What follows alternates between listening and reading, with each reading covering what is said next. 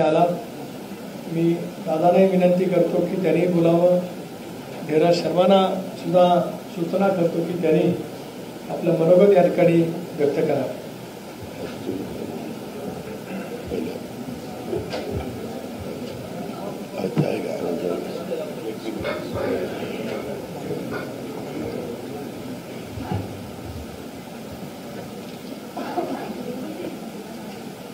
मेरे साथ मंच पर बैठे मेरे सभी सीनियर लीडर्स, पत्रकार, मीडिया के तमाम मित्रों का मैं धीरज शर्मा की तरफ से अभिनंदन करता हूँ. आज मुझे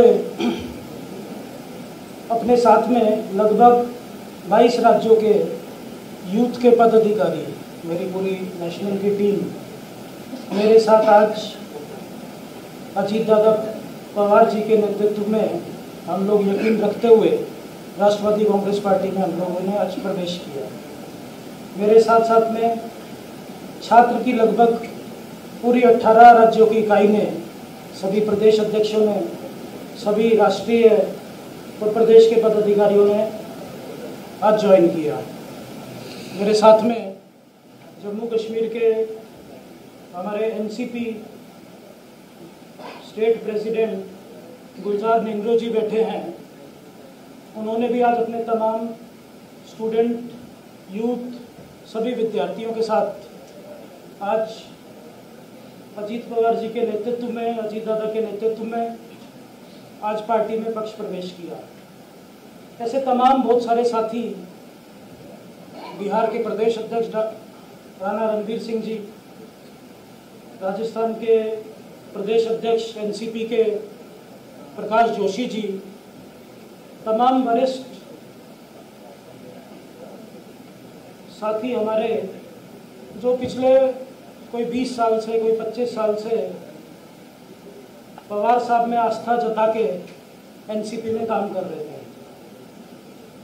अभी सब लोगों के मन में विचार आ रहा है कि ये ऐसा निर्णय क्यों लेने की जरूरत पड़ी कि लगभग नेशनल के 90% लोग पुराना अपना पक्ष छोड़ के, पवार साहब का साथ छोड़ के क्यों आज एनसीपी में आ गए.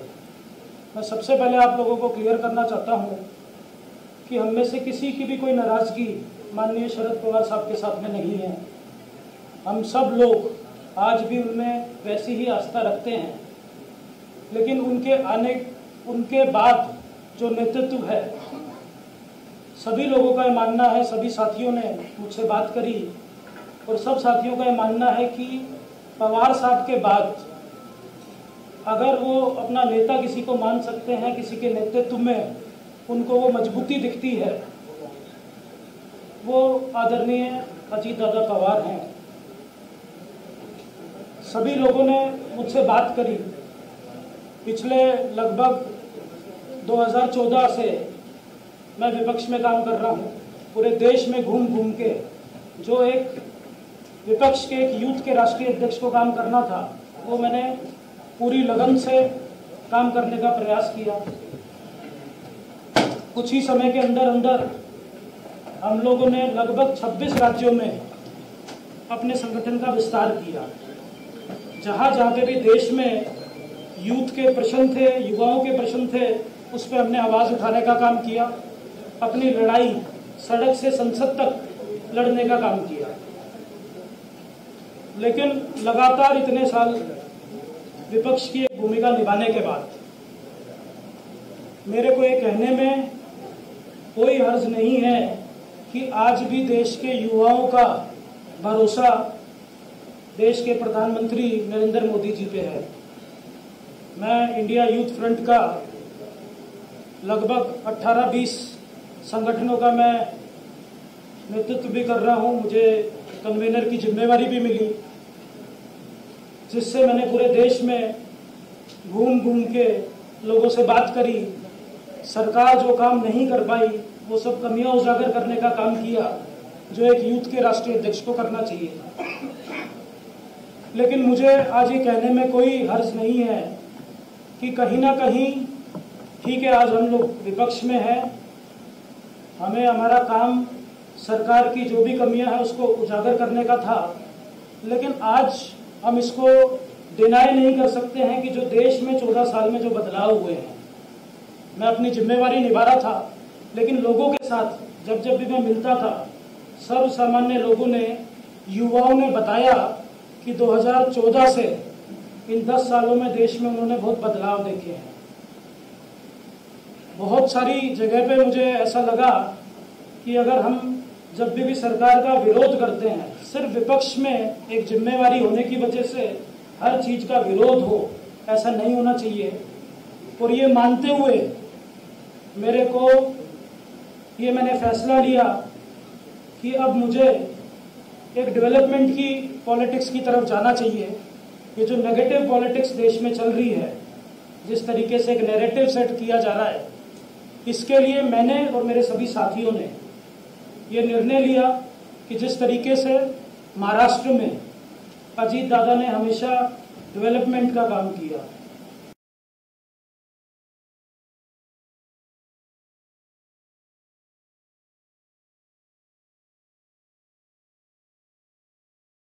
से डेवलप हुआ,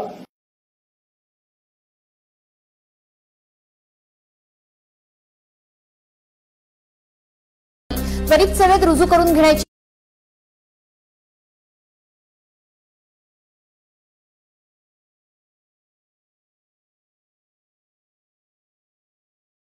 तरीके से काम किया, उस डेवलपमेंट को कोई भी डिनाई नहीं कर सकता। इसके अलावा अगर व्यक्तिगत संगठन के तौर पे मैं बात करूं, तो दादा ने हमेशा यूथ लीडरशिप को ताकत देने का काम किया है। आज हमारा जो पोटेंशियल था, पवार साहब के नेतृत्व में हमने पूरे संगठन में मेहनत करी, काम किया और हमने अपने आप को प्रूव किया कि जहाँ पे संगठन बिल्कुल कमजोर स्थिति में था, वहाँ पे हमने मजबूत करने का काम किया। लगभग 26 राज्यों में देखते ही देखते 2-4 सालों के अंदर अंदर हमने जम्मू कश्मीर से लेकर कन्याकुमारी तक संगठन को खड़ा करने का काम किया। जब जब भी पार्टी को जरूरत थी, तब तब आप सब लोगों ने देखा है, हम लोग हमेशा पार्टी के निर्देश पे, पार्टी के साथ में अडिग खड़े रहे। हमारे मन में कोई शंका नहीं थी। लेकिन ये समझना बड़ा जरूरी है कि मेरे जैसा जो कार्यकर्ता जो पार्टी में 18 साल से काम कर रहा है, आज उसको ये फैसला लेने की क्यों जरूरत पड़ी। हमने पवार साहब का साथ नहीं छोड़ा है। पवार साहब हमारे हमेशा आदर्श हैं, थे और रहेंगे। लेकिन मुझे ऐसा लगता है कि आने वाला जो नेतृत्व है, उनका जो विजन है वो बहुत नेशनल लेवल पे उस तरीके का विजन नहीं है कि वो पार्टी को, जैसे पवार साहब ने एक राष्ट्रीय स्तर पे ले जाने का काम किया था, वैसा विजन हमें नहीं महसूस हुआ। मेरे साथ में तमाम जो प्रदेश अध्यक्ष हैं, जो 25-25 साल से मेरे से भी पहले से जुड़े हुए हैं, 60-60, 70-70 साल की उम्र तक उन्होंने अपनी पार्टी को सेवाएं दी। उनका भी ये मानना है कि यदि हमें काम करना है तो एक नेशनल विजन के साथ काम करना चाहिए, एक ऐसे नेतृत्व के अंडर में काम करना चाहिए जिसमें हम अपने संगठन को मजबूत कर सकें। और वो लीडरशिप सभी का एक मत से मानना है कि वो अजीत पवार जी में दिखाई देती है हम लोगों को।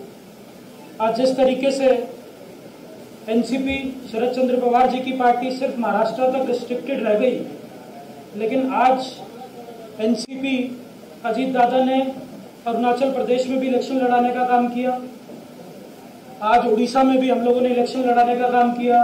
हिमाचल प्रदेश में भी जो बाई इलेक्शन है उसमें भी हम लड़ाने का काम कर रहे हैं। ये देखते हुए हमारे सभी साथियों को ये विश्वास है कि आने वाले समय में महाराष्ट्र के साथ साथ पूरे राज्यों में एक बराबर ध्यान दिया जाएगा।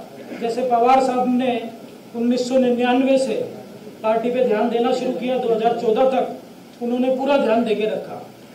लेकिन उसके बाद जो सेकंड लाइन लीडरशिप आई, मुझे लगता है कि उन्होंने बहुत विजन के साथ महाराष्ट्र के बाहर उन्होंने नहीं सोचा।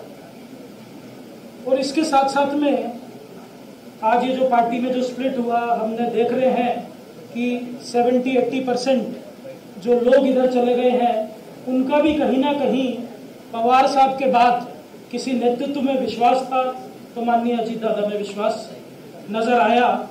महाराष्ट्र के साथ साथ यही सब लोग पूरे देश में जितने भी हमारे साथी हैं वो सब लोग यही मानते हैं और हम लोगों ने ये सब लोगों से विचार विमर्श करके लगभग नेशनल के 80-90% लोग इस बात से सहमत हैं कि अब हमें माननीय अजीत दादा पवार के नेतृत्व में काम करना चाहिए। मैं सिर्फ अपने यूथ विंग की बात नहीं कर रहा, स्टूडेंट विंग की बात नहीं कर रहा हूँ। ये बेसिक एनसीपी के जो प्रदेश अध्यक्ष हैं वो लोगों का भी ये मानना है। बहुत आनंद फानंद में बहुत जल्दी ये निर्णय हुआ। हो सकता है कि बहुत सारे लोगों का ये बोलना था कि 4 तारीख तक आपको रुकना चाहिए था, देखना चाहिए था कि हवा का रुख किस तरफ है। लेकिन ये जो निर्णय है ये मेरा बहुत भावनात्मक निर्णय है। मैं ये नहीं किसी को भी ये मैं बताना चाहता कि ये कोई भी निर्णय मैंने किसी लोभ में, लालच में या डर में लिया है या मेरे किसी भी साथी ने ये निर्णय जो लिया है ये सिर्फ और सिर्फ अपने स्वाभिमान के लिए लिया है। आज हम लोगों ने पूरा अपना ताकत, इतने सालों की मेहनत संगठन को मजबूत करने के लिए लगाया है, लेकिन उसके बावजूद आप सब लोगों ने देखा इलेक्शन कमीशन का केस हो, उसके अंदर हम सब लोग पूरी ताकत के साथ पार्टी के साथ खड़े थे। जब भी पार्टी को जरूरत पड़ी आपने देखा था कि धीरज शर्मा, सोनिया दुवन और बाकी के प्रमुख पदाधिकारी हमेशा अपना जी जान लगा के पवार साहब के साथ खड़े थे। लेकिन आज ये सारे साथी क्यों उनके मन में विचार आ रहा है कि क्यों वो छोड़ के आज उनको ये निर्णय लेना पड़ रहा है। ये निर्णय हम लोगों ने बहुत मजबूरी में लिया गया है। हमें ऐसा लगता है कि जो आने वाला नेतृत्व है वो कार्यकर्ताओं की भावनाओं को समझने में नाकाम रहा। मुझे लगता है कि जहां पे सबसे पहले कोई भी राजनीतिक, कोई सामाजिक कार्यकर्ता होगा उसको एक सम्मान की आवश्यकता है। अगर पार्टी के पदाधिकारियों को, कार्यकर्ताओं को स्टाफ की तरह और नौकर की तरह ट्रीट किया जाएगा तो मुझे लगता है कि फिर वैसी राजनीति करने का, वैसी समाज में एक्टिविटी किसी राजनीतिक पक्ष के साथ करने का कोई मतलब नहीं है। इसीलिए बहुत भावनात्मक ढंग से किसी को भी अपना 18 साल पुराना घर छोड़ने में एक दुख होता है, वो भी पवार साहब जैसा नेतृत्व जिसने हम लोगों को हमेशा एक मार्गदर्शन दिया, हमारे जैसे नॉन पॉलिटिकल कार्यकर्ताओं को आगे बढ़ाने का काम किया। लेकिन उसके बावजूद अगर हमें ये निर्णय लेना पड़ा तो एक भावनात्मक निर्णय है और हमें लगता है कि आने वाले समय में देश की राजनीति को देखते हुए, महाराष्ट्र की राजनीति को देखते हुए हमने ये सही निर्णय लिया है अजीत दादा पवार जी के साथ में आके। और मुझे लगता है कि महाराष्ट्र का भी भविष्य उज्जवल है और दादा जिस तरीके से कार्यकर्ताओं की भावनाओं का सम्मान करते हैं, उनको जिस तरीके से समझ के, सम्मान देके, उनकी काबिलियत का संगठन में यूटिलाइज करने की उनकी क्षमता है, इसको देखते हुए हमें ऐसा लगता है कि हमारे जैसे कार्यकर्ताओं को आने वाले समय में उनके साथ हमारा भविष्य अच्छा है। और इसी तरीके से देश की करंट राजनीति को देखते हुए, प्रदेश की करंट राजनीति को देखते हुए और हमने अपने संगठन की जो समस्याएं आ रही है, पिछले 2 महीने से महाराष्ट्र में आके हम लोगों ने एक प्रयास किया कि हम अपने कोई ना कोई सहभागिता पार्टी के साथ निभाएं, चुनाव प्रचार प्रसार में आए, लेकिन हम लोगों को जानबूझ के दूर रखा गया। आज संगठन में कुछ ऐसे कार्यकर्ता अपनी जगह बना चुके हैं जिनकी वजह से सारा निर्णय लेने की जरूरत पड़ी।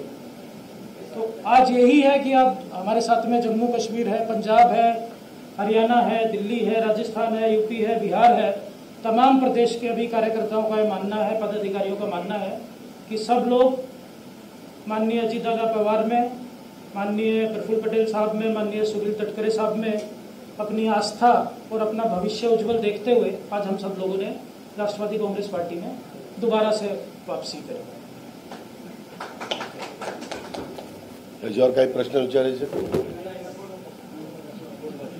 सहकर्मी सोनिया दुहान दिखाई नहीं दे रही, क्या वो भी पार्टी में देखिए, अभी तक उन्होंने कोई निर्णय नहीं लिया, लेकिन मुझे लगता है कि जो मैंने हाल बताया वो सिर्फ मेरा नहीं, वो पूरी पार्टी के सब लोगों का है। क्या पता जल्दी वो भी कुछ निर्णय ले सके। क्योंकि दिल्ली में आप दोनों हर वक्त साथ दिखते हैं, जब भी पवार साहब की मीटिंग हो या कहीं भी मीटिंग हो या कांगड़ा की मीटिंग हो, दोनों साथ दिखे। इसलिए हमको सवाल यह आया कि आप ये आइए क्यों? हमने हमेशा एक निष्ठा के साथ पार्टी के लिए, पक्ष के लिए काम किया है, लेकिन आज मुझे लगता है कि अगर पार्टी में ऐसा माहौल रहेगा तो जो भी कार्यकर्ता अभी भी जो यहाँ पे मौजूद है वो भी जल्दी निर्णय ले सकते हैं।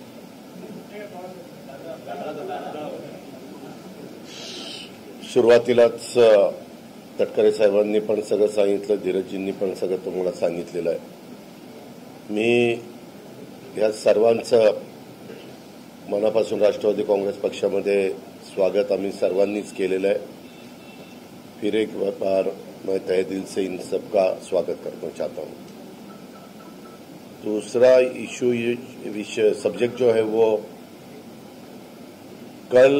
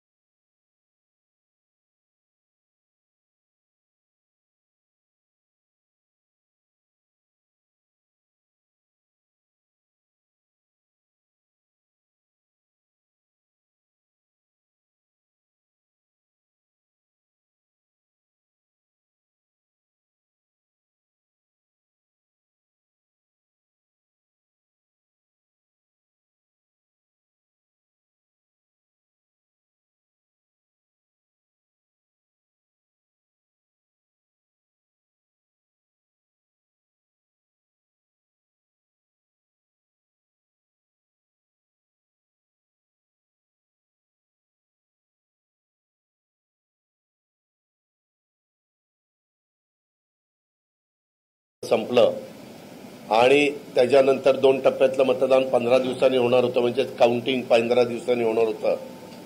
तर 15 दिवसाच्या करता आचारसंहिता शिथिल करावी, स्थगित करावी नाही, शिथिल करावी।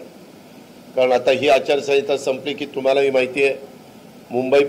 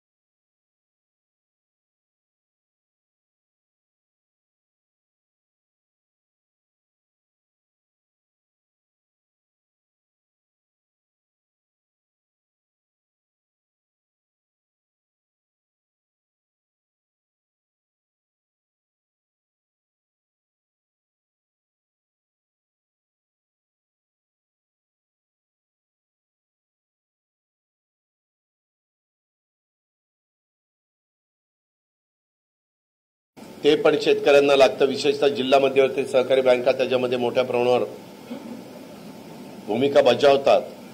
तिथेही कुठली अडचण येऊ नये। भूविकास हे जिल्हा बँका पण क्रॉप लोन देतात आणि राष्ट्रीयकृत बँका पण देतात, तर त्याच्याबद्दल पण त्या सगळ्या ज्या काही सूचना द्यायच्या असतात त्या देण्यात आलेल्या आहेत। त्याचबरोबर आपल्या इथं प्री मान्सूनच्या बद्दलचे काही वेगवेगळे आता वादळ बघा पश्चिम बंगालमध्ये धडकलंय, आपल्याकडे येण्याची शक्यता कमी आहे, परंतु काही म्हणतात मान्सून वेळेवर येईल, कदाचित थोडासा आधी येईल आणि तो श्रीलंकेमध्ये पोहोचलेला लवकरच केरळमध्ये पोहोचेल आणि नंतर मग आपल्या कोकणामध्ये सुरुवात करेल। पण आता सध्या पाण्याची टंचाई काही काही भागात अतिशय भीषण आहे। आपण ज्या मुंबईमध्ये राहतो तिथं आपण 5% कपात केलेली, अजून तशीच परिस्थिती काही दिवस राहिली तर 10% कपात करण्याची देखील निर्णय हा घेतला जाईल, कारण कुठल्याही परिस्थितीत शेवटी पॉप्युलेशन मोठं आहे त्याचा विचार सरकारलाही करावा लागतो, महानगरपालिकेमध्ये काम करत असणाऱ्या अधिकारी वर्गांना पण करावा लागतो। आणि काही भागामध्ये पाण्याचं दुर्भिक्ष कसं आहे ते आपण पण वेगवेगळ्या चॅनलच्या माध्यमातून लक्षामध्ये आणून दिलेलं आहे। आणि काही भागात मात्र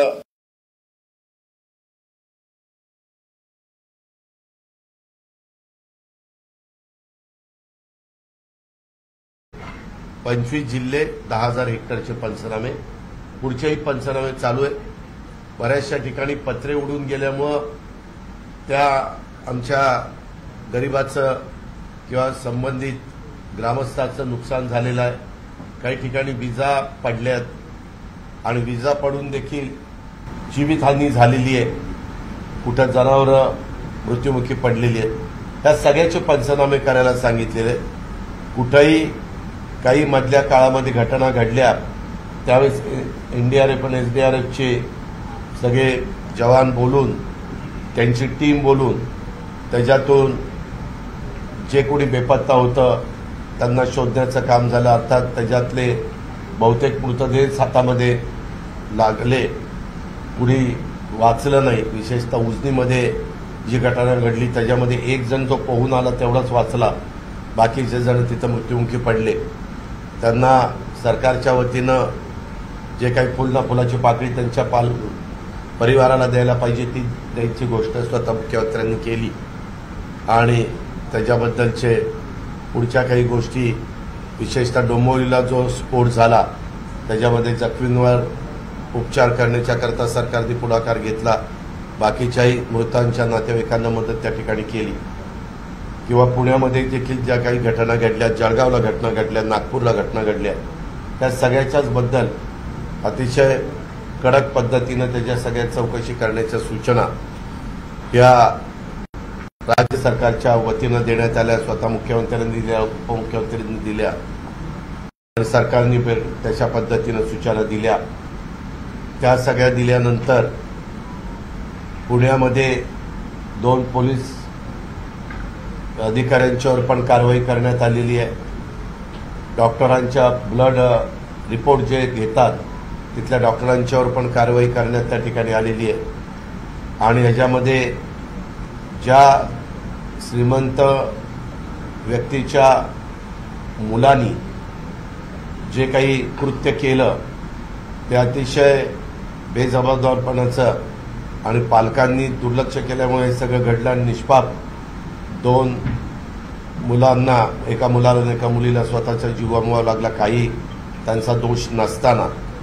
आणि त्यामध्ये देखील आता त्या मुलावर पण कारवाई केलेली आहे, त्याच्या वडिलावर पण कारवाई केली आणि त्याच्याही वडिलावर कारवाई केली। म्हणजे नातवावर, वडिलावर आणि आजोबावर अशा पद्धतीनं ती कारवाई त्या ठिकाणी केली गेलेली आहे।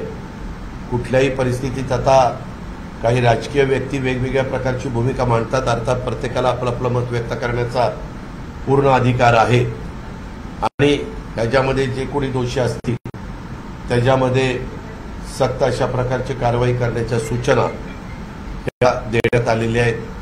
पुण्याच्या बाबतीत जे ते, जळगावच्या बाबतीत ते, नागपूरच्या बाबतीमध्ये अशा प्रकारचं त्याच्यामधली कारवाई ही झालेली आहे। हे पण मला सगळ्यांच्या निदर्शनास आणून द्यायचं आहे। आपल्याला काही विचारायचं असेल तर विचारा। विधान परिषदेचा विषय काढतात, विधान परिषदेत 4 जागांसाठी निवडणूक आहे, तुमची भूमिका काय असणार आहे? कारण एकनाथ शिंदे शिवसेनेने 4 जागांची मागणी केली, आम्हाला 4 जागा। या संदर्भामध्ये आज आम्ही खरं तर बसणार होतो, पण आज आमची मीटिंग होती ती साधारण 11ला सुरू होऊन 3 वाजेपर्यंत चालणार होती प्रेस धरून। त्याच्यामुळे ते उद्याच्याला आम्ही बसणार, म्हणजे आज रात्री आम्ही काही जण बसतोय माझ्या घरीच आणि त्याच्यात आम्ही चर्चा करू आणि उद्याच्याला सीएम डीसीएम पण त्या मीटिंगला असतील, त्याच्यातनं ती मीटिंग संपल्यावर मी त्यांच्याशी पण चर्चा करेन। प्रकरणामध्ये अंजली दलाने आरोप केला की अजित पवारांनी कमिशनरला फोन केला आहे, नेमकं कशासाठी फोन केला असं त्यांनी खुलासा हे का, मी लोकप्रतिनिधी आहे, राज्याचा उपमुख्यमंत्री, कुणी आता तुम्ही पत्रकार म्हणून मला प्रश्न विचारला, तुमचा तो अधिकार आहे। पण उद्या पत्रकार म्हणून एखाद्याने माहिती दिली की अजित पवार इथं इथं हे घडलेलं आहे आणि तुम्ही पालकमंत्री असणाऱ्या ठिकाणी घडलेलं आहे, तर आम्हाला ती बातमी आल्यावर आम्ही शहरातलं असेल पुण्याचं तर पुणे आयुक्ताला सांगतो, पिंपरी चिंचवडचं असेल तर पिंपरी चिंचवड आयुक्ताला सांगतो, कारण तेच प्रमुख आहेत. आम्ही काही खाली शिपायाला आणि पीआयला आणि एपीआयला त्यांना फोन करण्याचं काही कारण नाही. मी सांगणार तिथल्या पोलीस प्रमुखालाच, आणि ग्रामीणचं असेल तर जिल्हा पोलीस प्रमुखाला. त्याच्यामुळं माझ्या कानावर आल्यानंतर मी सांगितलं, ह्याच्यामध्ये मी पत्रकार मित्रांनो, तुम्हालाही सगळ्यांना माहिती आहे, अनेक वर्ष तुम्ही मला ओळखता, मी अशा प्रकारच्या कुठल्याही घटना घडल्यानंतर कुणाला पाठीशी घाला असं तर माझ्या कोणी तोंडातनं पण येत नाही. उलट कधी कधी मी म्हणतो तिथं अजित पवार जरी दोषी असेल तर त्याच्यावर कारवाई करा, हे माझे शब्द असतात नाही, आणि सगळ्या डिपार्टमेंटला माहिती आहे. त्याच्यावर मी त्यांना म्हणलं की कुणाच्याही राजकीय दबाव आला तरी बळी पडू नका. श्रीमंताच्या घरातली मुलाकडनं घडलेली घटना आहे, कसल्याही प्रकारचं वेगळ्या प्रकारचा दबाव येण्याची शक्यता नाकारता येत नाही, आर्थिक प्रलोभनं दाखवण्याची शक्यता नाकारता येत नाही. याला कुणीही बळी पडता कामा नये, ही खबरदारी पोलीस आयुक्त या नात्याने तुम्ही घेतली पाहिजे. अहो जे कोणी केलेलं असेल त्याची चौकशी करा आणि जे दोषी असतील त्याच्यावर कारवाई करण्याच्या सूचना स्वतः तिथं जाऊन प्रेस कॉन्फरन्स घेऊन देवेंद्रजींनी सांगितलं. तुम्ही पत्रकार मित्रांनी अनेकदा एकनाथरावजींना विचारलं, एकनाथरावजींनी पण सांगितलं. मी पण पुण्यामध्ये किंवा इथं असताना देखील त्यांना सतत सांगतो की ह्याच्यात कुठलाही काही कुणी पळवाट काढता कामा नये. जो कोणी दोषी असेल त्याला शासन झालं पाहिजे. राजकीय दबाव असल्याचं नेहमीच विपक्ष बोलतोय, काहीतरी राजकीय दबाव आहे, तो राजकीय दबावाचा फक्त ह्याच्यामध्ये ज्यावेळेस आम्ही विरोधी पक्षात असतो त्यावेळेस आम्ही म्हणतो की राजकीय दबाव आहे, ज्यावेळेस ते विरोधी पक्षात असतात त्यावेळेस ते म्हणतात. ती एक बोलण्याची पद्धत आहे. राजकीय दबाव आता त्या दिवशी एका तर लोकप्रतिनिधींनी डायरेक्ट मी टीव्हीला बघितलं कुठल्या तरी चॅनलला की याच्यामध्ये अमुक अमुक पोलीस ऑफिसरनी पैसे घेतले असं सांगितलं. आता जर एखाद्या पत्रकार मित्रांनी पॉलिटिकल व्यक्तींनी जबाबदार 5 लाख लोकांचं प्रतिनिधित्व करणाऱ्या त्यांनी जर सीपीवर आरोप केला तर त्याचा पुरावा तर दिला पाहिजे. नुसता आरोप करण्याचा अर्थ नाही, पुरावा दिल्यानंतर त्याची चौकशी करण्याचं काम राज्य सरकारचं. तुम्ही भाषणामध्ये म्हणालात की महाविकास आघाडी सरकार असताना शिवसेनेला टीका करा, शिवसेनेवरती टीका करा असं सांगितलं जात होतं, जेणेकरून काय आता भाषणात तुम्ही असं म्हणाला की महाविकास आघाडी असताना आम्हाला सांगितलं जात होतं की शिवसेनेला टीका टिप्पणी त्यांच्यावरती जास्त करा. नाही, तसं नाही. अहो ह्याच्यामध्ये मागे मी नेहमीच सांगतो, शिवशाहू फुले आंबेडकरांची विचारधारा घेऊनच आम्ही पुढे चाललेलो आहे. यशवंतराव चव्हाण साहेबांनी जो काही आदर्श ठेवलाय त्याच आदर्शावर त्याच रस्त्याने आम्ही पुढे चाललोय. हे चाललं असताना मागे ज्यावेळेस निवडणुका यायच्या त्यावेळेस काही घटकाला काही समाजाला XYZ ह्या पक्षावर किंवा त्याच्या नेतृत्वावर टीका केली की बरं वाटायचं आणि मग ते त्या पक्षाला जवळचं धरायचे. ज्यांच्यावर टीका केली त्यांच्यावर नाही, ज्यांनी टीका केली त्याच्यावर. त्याचा एक अर्थ देऊन मी ते बोलतो. दुष्काळामध्ये उपाययोजना करण्यात आपल्याला उशीर झाला असं वाटतं का? कारण आता पाऊस तोंडावर आलेला असताना सरकारने आढावा बैठकांनी उपाययोजना सुरू केली. एक मिनिट, अनेक सवलती देण्याची मागणी विरोधकांकडून होते. तुम्ही एक लक्षात घ्या पत्रकार मित्रांनो, 20 तारखेपर्यंत आपल्याकडे मतदानच चालू होतं. पहिला टप्पा, दुसरा टप्पा, तिसरा टप्पा, चौथा टप्पा. तुम्हालाही माहिती आहे की त्या काळामध्ये जर आढावा बैठक घेतली असती तर पुन्हा निवडणूक आयोगाकडे तक्रार केली असती. त्यांनी आचारसंहितेचा भंग केला. त्यावेळेस सगळी जबाबदारी असते ते चीफ सेक्रेटरीकडे असते. चीफ सेक्रेटरीच्या अंडर ती सगळी यंत्रणा काम करत असते. आणि दुष्काळाच्या संदर्भात आम्ही दुष्काळ आचारसंहिता सुरू व्हायच्या आधी 40 तालुके दुष्काळी जाहीर केले ना. त्याच्यामध्ये जे काही हे जर आपलं शुल्क असतं, आपल्या विद्यार्थ्यांच्या संदर्भातलं शिक्षण शुल्क असतं, ते शिक्षण शुल्क माफ करून टाकलं. ते कित्येक कोटींचं आहे.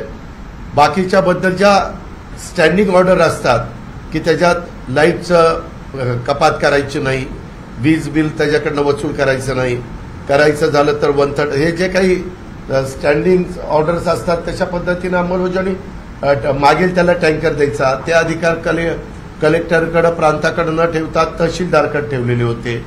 ह्या सगळ्या गोष्टी केल्या ना. आणि 20 तारीख झाल्यावर 21 तारखेला अजित पवार मंत्रालयात होता.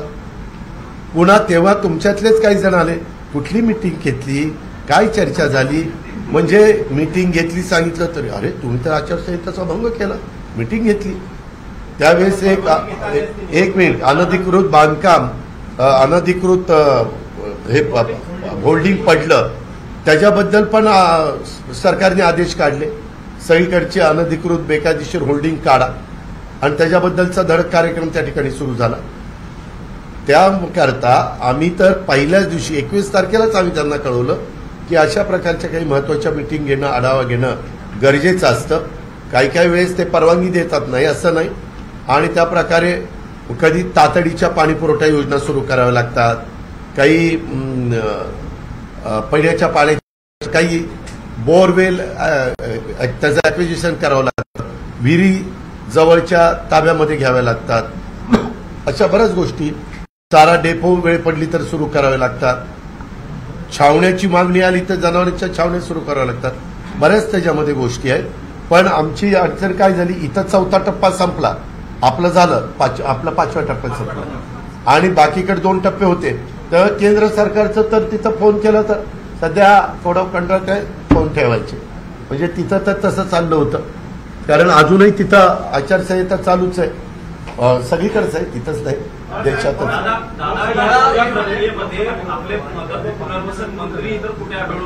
कुठे साहेब 21 तारखेला माझ्या चेंबरमध्ये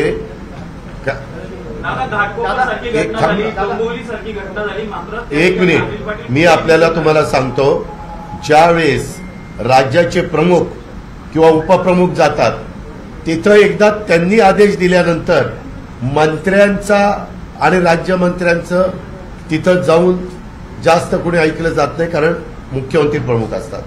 तातडीनं मुख्यमंत्री दवाखान्यामध्ये गेले, पेशंट लोकांना भेटले, जखमींची विचारपूस केली.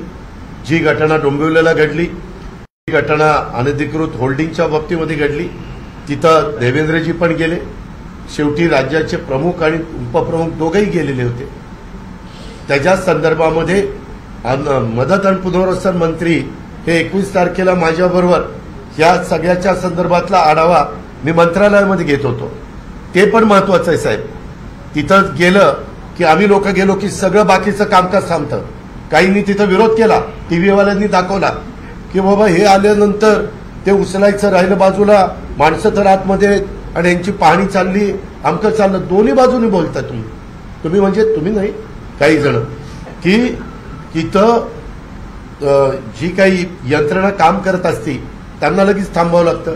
प्रमुख व्यक्ती आले की त्यांना ब्रीफिंग करणं, माहिती देणं, ते पाहणी करायला आल्यानंतर सगळं थांबवणं, क्रेन लावलेले असतील, आणखी काय बरंच काय काय काय काय तिथं असतं. ह्या गोष्टी पण आपण लक्षात घ्या. बरं, उजनीमध्ये जी घटना घडली तिथं ताबडतोब दत्ता भरणे बाकीचे सगळे गेले आणि तिथून मला त्यांनी संपर्क साधला. मी मंत्रालयात होतो, त्याच्यातून ते टीम पाठवणं, तिथं थांबून टीम बोलवणं आणि हेड ऑफिसला थांबून टीम पाठवणं, ह्याच्यात पण ताबडतोब त्या टीम गेल्या का, त्यांना चॉपर आहे का, रात्र असली तर विमान मिळालंय का, या सगळ्या गोष्टी हल्ल्या ना.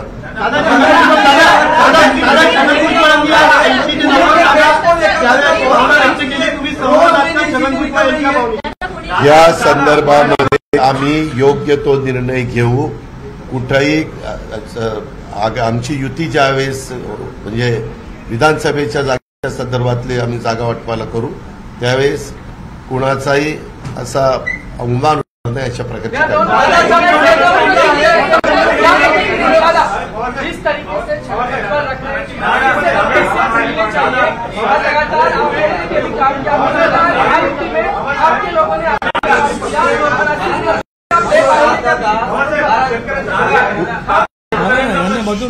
कोशिश करना हमारा काम है. अब जब बैठेंगे तब उसके बारे में हम चर्चा करेंगे और ठीक तरह से रास्ता निकालेंगे.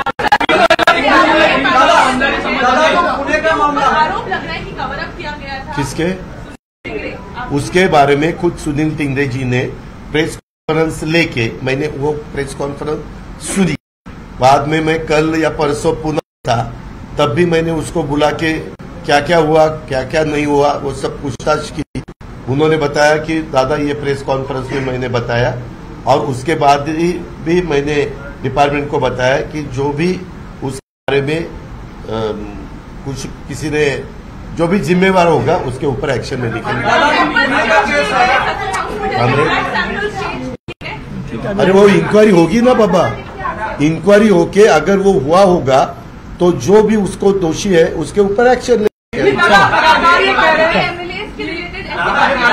अरे जो भी दोषी होगा उसके ऊपर एक्शन होगी। चलो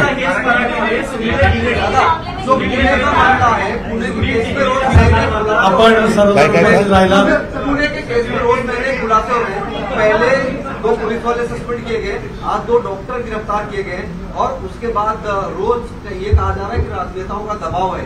क्या वाकई में इसमें किसी का दबाव है, और इस पूरे मामले में क्या लापरवाही बरती गई शुरुआत? ये इसमें किसी का भी दबाव नहीं है। मैं बार बार आपको बोल रहा हूँ कि सीएम ने भी बताया, डीसीएम देवेंद्र जी ने भी बताया, पुलिस मुख्यालय में प्रेस कॉन्फ्रेंस लेके बताया, मैंने पुणे में बताया, अभी मैं बंबई में प्रेस में बोल रहा हूँ, बिल्कुल राजकीय दबाव नहीं है। दादा पहिल्यांदा पालकमंत्री म्हणून तुम्हाला जबाबदार धरलं, स्थानिक आमदार म्हणून तुमचा आमदार जो आहे त्यांना जबाबदार धरलं, कशामध्ये हो का समोरच्यांनी कुणाला जबाबदार धरावा हा त्यांचा अधिकार आहे। चौकशी करण्यात यावी, त्याच्या संदर्भात चौकशी करून दूध का दूध पाणी का पाणी हो।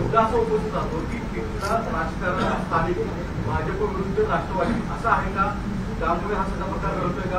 कारण की भाजपकडे सुद्धा या संदर्भामध्ये काही मुद्दे उपस्थित केले गेलेले आहेत।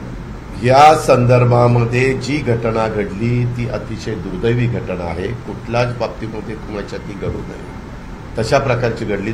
निष्पाप मुलं, तरुण इंजिनियर त्याच्यातनं स्वतःचा जीव गमावलेला आहे, आणि त्या संदर्भातली चौकशी झाली पाहिजे। सीसीटीव्ही कॅमेऱ्यात दिसतंय त्याची गाडी मागणं जोरात चाललेली, ती गाडी धडकलेली आहे, ती मुलं तिथं पडलेली, असं हे सगळं दिसतंय। त्याच्याहून आता बरंच टेक्नॉलॉजी नवी झालेली आहे, त्याच्यातलं सगळं तपासावं, तपास चालू आहे। म्हणूनच तपासातच जे कोणी पोलीस ऑफिसर जिम्मेवार होते त्यांच्यावर पहिली ऍक्शन घेतली गेली। त्याच्यानंतर ब्लडच्या संदर्भात डॉक्टर काहीतरी जिम्मेवार आहेत असं मी प्रेसमध्ये त्या ठिकाणी ऐकलंय। आम्ही सांगताना एवढं सांगितलं, त्या केसमध्ये एकंदरीत जे कोणी जबाबदार असतील कुणी त्यांच्यावर कारवाई झाली पाहिजे। उन्होंने ये कहा क्या आपकी बात हुई थी सीपी से? हालांकि आप अरे मैंने बताया ना, बार बार क्यों पूछ रहे हैं?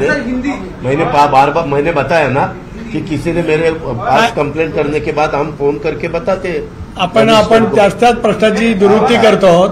मला असं वाटतं की आपली प्रेस कॉन्फरन्स पूर्ण झालेली आहे, आपण तेच प्रश्न वारंवार विचारू। असा ठराव केला आहे की मराठ्यांकडनं कोणतीही वस्तू खरेदी करायची नाही, आणि जर खरेदी केला तर 5,000 रुपयाचा दंड लागत आहे। बीडमधील काय होतं पत्रकार मित्रांनो, तुम्ही एकदम प्रश्न विचारता। प्रत्येक महाराष्ट्रातल्या चांद्यापासून बांद्यापर्यंत प्रत्येक गोष्टीची बारकाईनं जाण असती अशातला भाग नाही। आम्ही एवढंच त्याच्याबद्दलचं उत्तर देऊ शकतो, संविधानांनी, कायद्यांनी, नियमांनी जो अधिकार दिलेला आहे त्या अधिकाराच्या पेक्षा कुणी बाहेर जाऊन काही करत असेल तर कायदा कायद्याचं काम करेल, पोलीस यंत्रणा पोलीस यंत्रणेचं काम करेल। आता ही माहिती आहे, ती माहिती त्या ठिकाणी घेतली जाईल आणि ती विचारपूस केली जाईल।